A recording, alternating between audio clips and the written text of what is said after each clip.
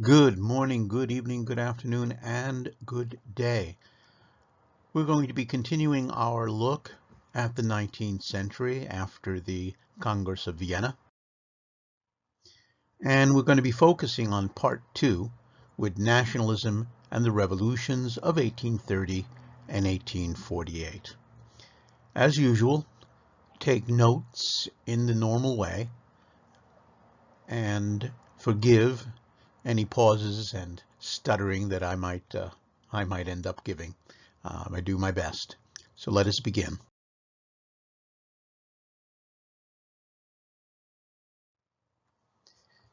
After the Congress of Vienna, Metternich, who you met earlier on, had set up a very conservative concert of Europe with the victorious countries, making sure that things like legitimacy was kept up, and as far as possible, old rulers be brought back to where they were.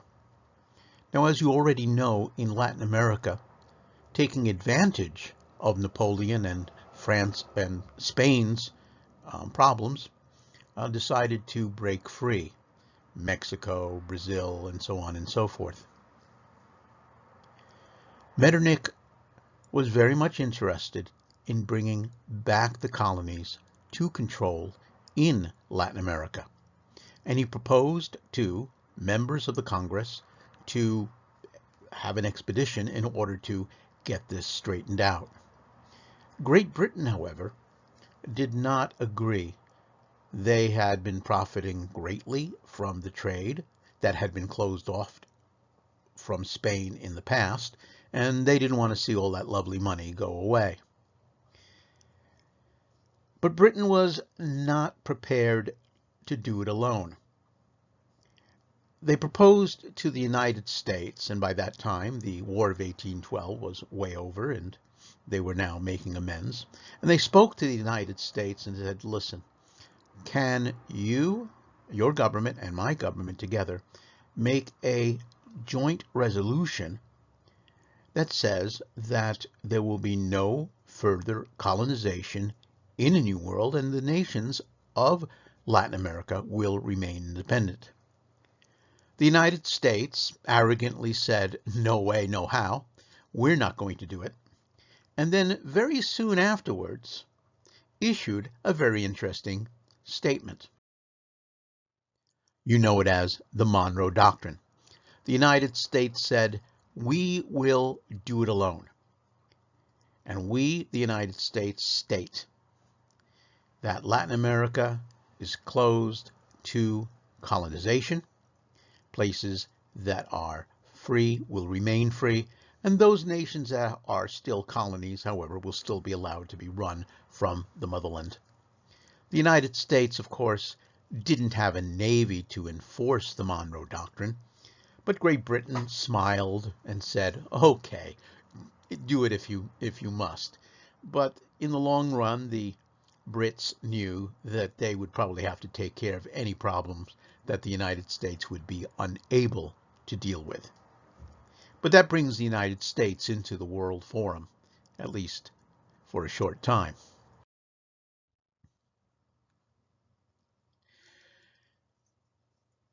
The boundaries of Europe changed drastically after the fall of Napoleon. And I'm not going to go through every border change, but there is one border change that you need to be aware of. If you look at the map here, you will notice the creation of a brand new nation, Kingdom of the Netherlands. You can see here it's divided into two parts, one being orange, one being purple. The orange would eventually become Luxembourg. The southern part would eventually become Belgium, and you can see the different religions on the chart. You will also notice to the right of the Kingdom of the Netherlands, Prussia. Prussia, as a reward for helping to defeat Napoleon, was given land very close, and in some cases at the border of France itself, to hem France in, to keep it from expanding further. This movement to the west of Prussia would eventually be one of the stepping stones needed in order to unify in the early 1870s. We'll get to that at another time. Italy, which was briefly given a sort of independence by Napoleon, was divided once again into many, many different countries. Austria, the Kingdom of Austria, took advantage of Italian weakness and grabbed some major territory. The most well-known grabs was the city of Venice. That's the one with the canals. In northern Italy, they also put into power princes or puppets of princes controlled by Austria.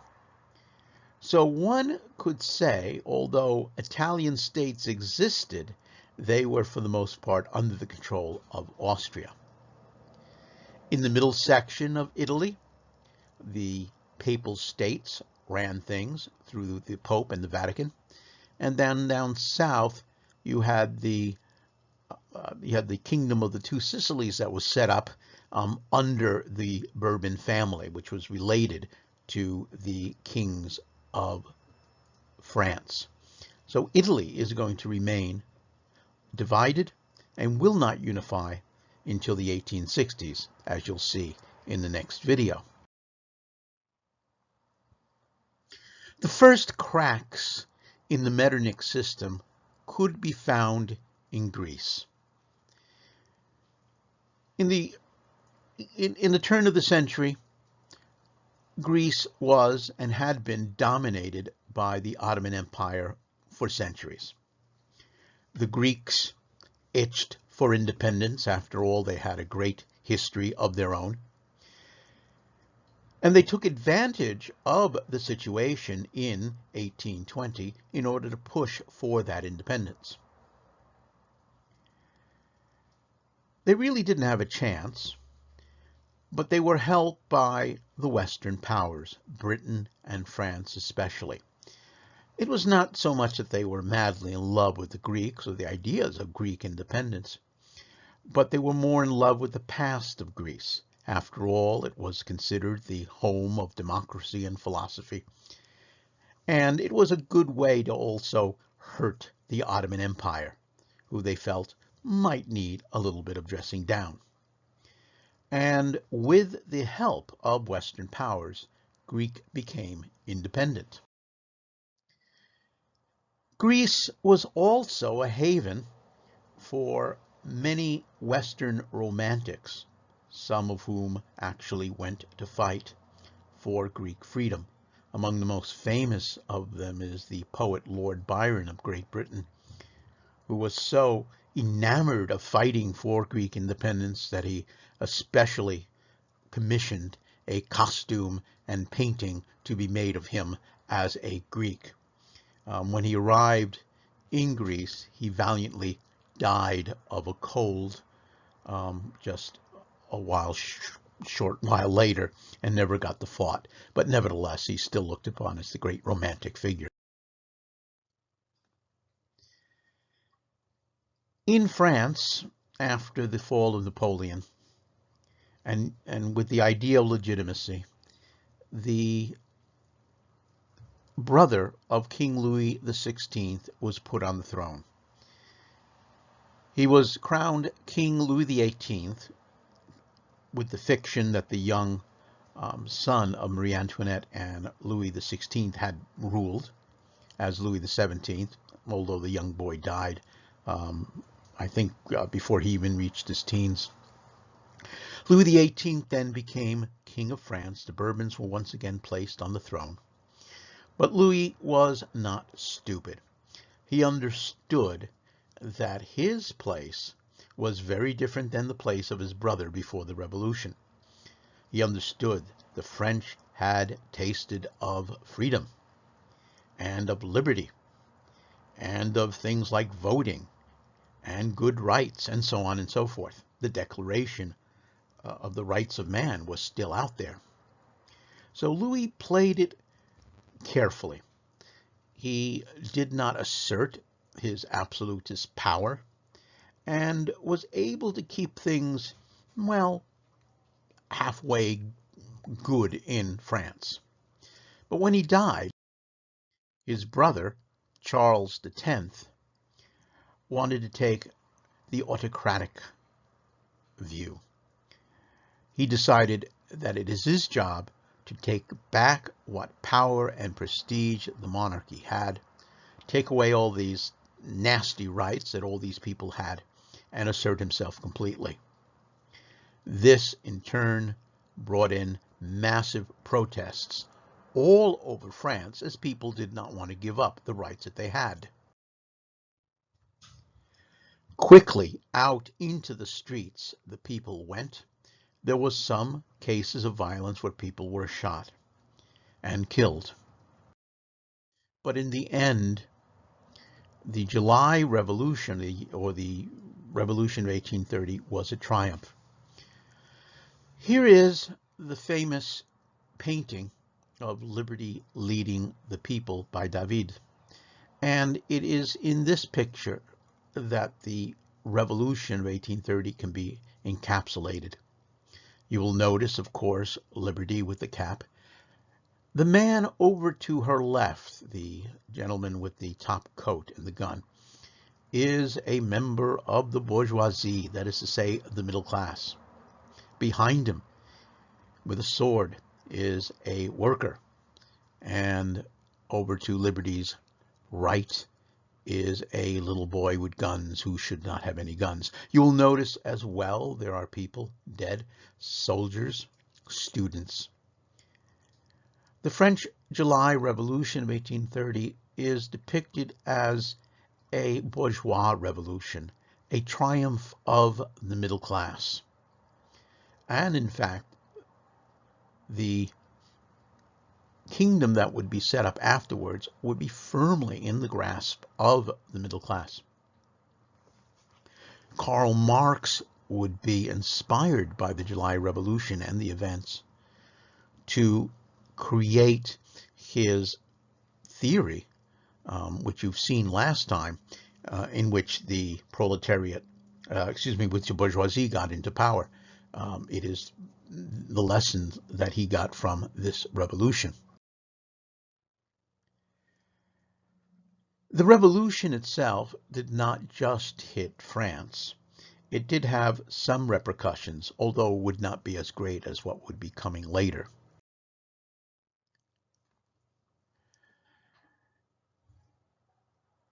The people of Europe understood that France was not ready to become a republic again. It would need to have a monarchy in order to be considered legitimate.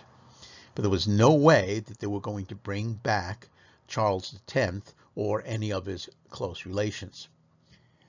The people of France then looked around for a substitute king, someone else, and they found a relative called Louis Philippe.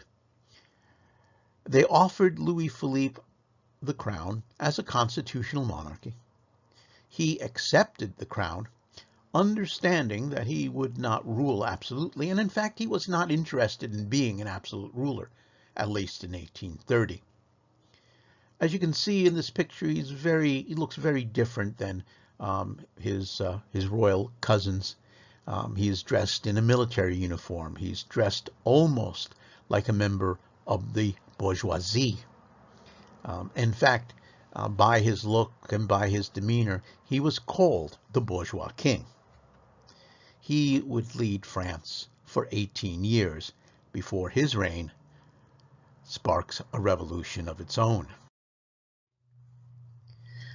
The other major place where the 1830 revolution really took hold was the Kingdom of the Netherlands. The Catholic South was not very happy in union with the Protestants.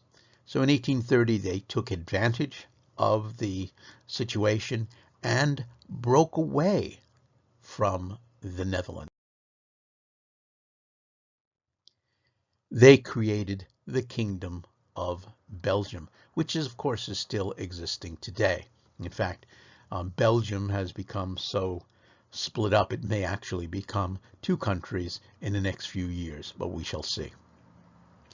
A very important part of the 1830 split was that Belgium made a treaty with Great Britain, and Great Britain promised to make sure that Belgium's neutrality was respected by the rest of the world. This is not really going to affect anything until 1914, when the Germans invade invade Belgium in order to get to France at the start of World War I. The Treaty of 1830 is used by the British as an excuse to get into the war, but that's something we'll look at later. As I said before, Louis Philippe ruled France from 1830 to 1848. Here he is in an early photograph around that time. Older, but definitely not wiser. As he got older, he got more and more conservative. And he began to see the power of the bourgeoisie as something perhaps not as something that he liked as much. Not only that, but throughout the country, there were people from the lower classes who were wondering why only propertied men should be allowed to vote. Shouldn't all men be allowed to vote, they asked. Louis Philippe's ministers gave an answer to them: if you want to vote, just get rich.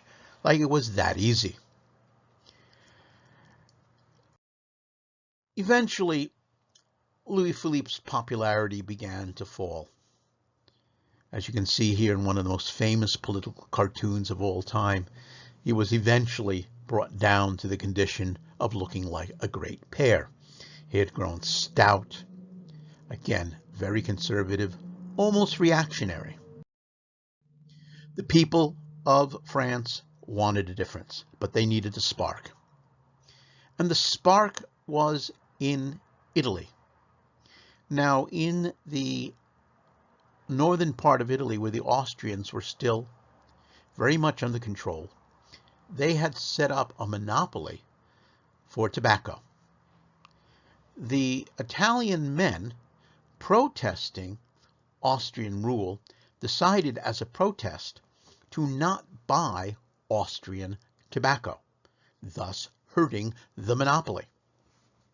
Austrian soldiers, in turn, countered by buying and smoking as much tobacco as they could. You can see near to the center of the photograph here a soldier with a cigar, and next to him is another soldier with a cigar. The soldiers, knowing that the men were boycotting tobacco, would smoke and blow the smoke in the faces of the Italian men, who were already irritable because they were going through nicotine withdrawals. And of course, one thing led to another, and eventually there was fighting and a few deaths. This did not end up as a great revolution in Italy, although there were some revolutionary things that you'll see a little bit later. But it was a spark, and that spark then inspired the French to protest against the rule of Louis Philippe. It began with something that the French do better than anyone else, and that's eat. The French were denied by Louis Philippe the right to assemble peacefully for political purposes. So they began to set up tables all throughout Paris and all throughout the country where they would dine publicly. And during the dining, of course, there would be drinking and toasts, and many of these toasts turned very, very political. And of course, it was just a way to circumvent the rule by Louis Philippe against gathering. These events were called out as being illegal. The people still continued to fight, and eventually, of course, you had fighting and then rioting. The riots themselves lasted for just a few days. This was not a prolonged revolution like that happened a generation before. The people set up barricades. They set up protests. The army went out. There were a few deaths, but Louis Philippe was not going to allow the death of so many Frenchmen. He fled Paris about 3 days after the revolution began, and the people of Paris then declared that the monarchy was over, and there is now what would be called the Second Republic. Within a few years, presidential elections were held. One of the candidates was a conspirator, but a very famous conspirator. He had been imprisoned in France, escaped to England, and eventually became the darling of many English aristocrats. The man's name, Louis Napoleon, the nephew of the great Napoleon I. Napoleon by that time had been sort of rehabilitated in France. He was not looked upon as a terrible, terrible danger. And Louis Napoleon had posed or set himself up as a true Republican, a true believer in democracy. So in the presidential election of 1850, he won and ruled France for a number of years as the president. He wasn't particularly bright, but he was able to get to the top position partially because of his name. He was only supposed to be president for a few years and then give up the position forever. But through a manipulation of the voting system and through plebiscites, that is to say, votes of the people, he managed to convince the bulk of the Parisians and the French that the Second Republic was really not that good of a deal after all. Why not go back to the real glory days? Why not have an emperor once again in France?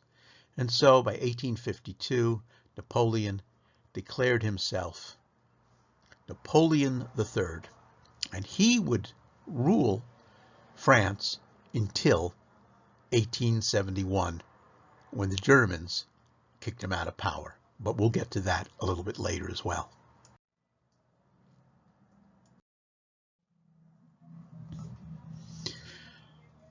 The other great empire that would be affected by the 1848 revolution would be Austria, the Empire of Austria.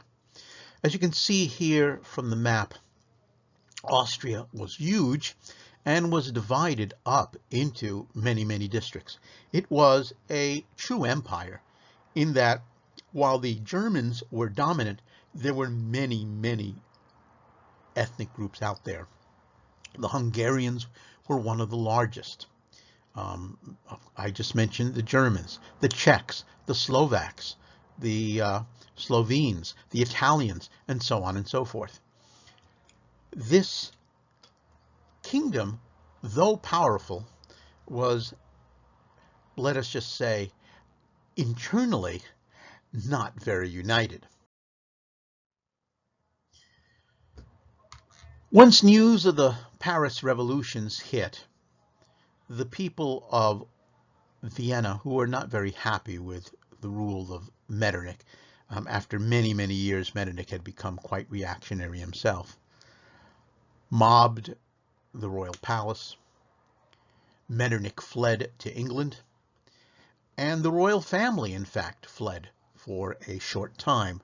It looked as if Austria was going to be changed absolutely and completely. Nations like France, Austria, Russia were very much concerned with Germany itself. They, for the most part, wanted it to remain divided up. The revolutions in Germany were very much like the revolutions in Austria. The people went out into the streets. They demanded change. The royal family in Berlin fled. And it looked as if Germany would be possibly created, and with a liberal empire. Germans went out to the streets in all of the tiny states and the large states as well. We have no time to go into much detail on them there. Just letting you know that did happen. Eventually, it was decided to have a great congress in the city of Frankfurt. And at the Frankfurt Assembly, it was decided that it might be time to establish or write a constitution for United Germany. In the end, they made the decision that the only way that a real Germany could come into the fore was if they had a monarch who would rule over the whole of the nation. They approached the King of Prussia, Friedrich Wilhelm, and they asked him to be the king of a united Germany. Friedrich Wilhelm was tempted for about 2 minutes, but then decided in his arrogance that it was a crown that would be beneath him. After all, these people, these bourgeoisie, were not equal to him. If he would become emperor, it would have to be proclaimed by his fellow princes, his fellow kings. He famously said that he would not pick up a crown from the gutter. So he walked out, and the assembly failed completely. In Great Britain, the Revolution of 1848 did not really affect the country that much. Britain in 1848 had already established most of the things that people on the mainland of Europe had wanted.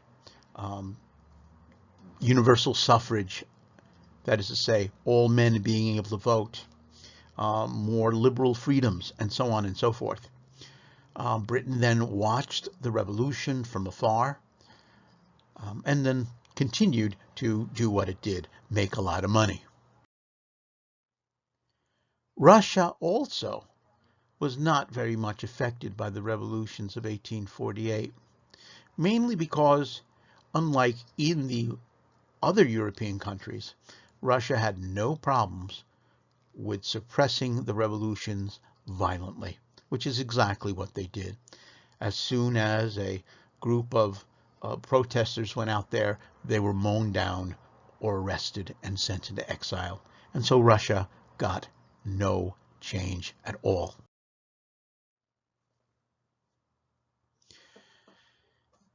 The revolutions of 1848 then was a real change in the old Metternich system. But still, to that time, there was no major war between the European countries. That is to say, until the 1850s. A few years later, the nations of Europe would go to war. And we'll use this map to help you understand what we called the Crimean War. The Russians, for many, many years, were eyeing the lands of the Ottoman Empire. They especially wanted control of Constantinople. They wanted that warm water port to be able to go out into the Mediterranean and be able to trade and push their power outside of themselves. Russia then decided that it would test the Turks by invading the area which you can see here on the map called Moldavia and Wallachia. They had spoken to the Austrians, who of course were worried about this territory themselves, and the Russians convinced themselves that the Austrians would probably do nothing about it once they've gone into the territory. But they were wrong. In 1853, the Russians attacked Moldavia, Wallachia, wanting to see what would happen, and the Austrians replied by pushing in. The Russians then retreated, but that began the war itself. Great Britain and France, wanting to keep the Russians from taking the Ottoman Empire, or at least bits and pieces of it, decided that the Russians had to be stopped. They had already gone into Greece, and as you can see here on the map, landed in Gallipoli and moved up in alliance with the Ottoman Turks into what is now Bulgaria and so forth in order to stop the Russians. But it would be necessary to invade Russia itself. So from the port of Varna, the French and the British took the troop ships and sailed into the area called the Crimea. The British and the French in Crimea fought against the Russians, and for 2 years it was siege warfare, very much like the warfare that would hit the latter part of the American Civil War and World War I. You will also notice in the very bottom over to the right, there is also one other bubble. You see it for Great Britain, you see it for France. SAR is for Sardinia, that is to say, the area of northern Italy called Piedmont Sardinia. As you'll see in the next talk, Piedmont Sardinia was very interested in becoming the nation that would help lead to Italian unification. And so they used the Crimean War as an excuse to intervene along with the British and the French, so that when it was all over, those two nations would feel grateful to Sardinia and thus would help them achieve Italian unification. But that's a story for another day. In the end, the Crimean War was a victory for the Ottoman Empire, Britain, France, and Sardinia. Russia was put in its place. But the great system that Metternich had set up years earlier was now pretty much dead. We remember the Crimean War for a few things. One was a poem of Tennyson called The Charge of the Light Brigade, which shows the futility of war as British troops are given orders that are impossible to obey, but they still had to, and led to the death of many, many hundreds of men. It's also remembered for the beginning of the nursing profession. Florence Nightingale was a reformer at the time. She had heard about conditions in the Crimea where men were dying from wounds rather than being killed directly in battle. Many of them died from disease as well. She managed to bring in a great number of women as nurses and set up the nursing profession. Under her tutelage, the hospitals were cleaned, men were taken care of, and she managed to make quite a dent. She is considered, again, the founder of modern nursing, and in our time is pretty much an invaluable a legacy. Another person who's was lost in history until recently discovered also did nursing. This woman was Mary Seacole. She was a mulatto woman, that is to say, half Jamaican, half white. And she also went into the Crimea, but her efforts to nurse were belittled as she was of mixed race, although she did a great deal to help also in the Crimea. Eventually, however, she would be remembered and is remembered as one of the great pioneers of nursing as well.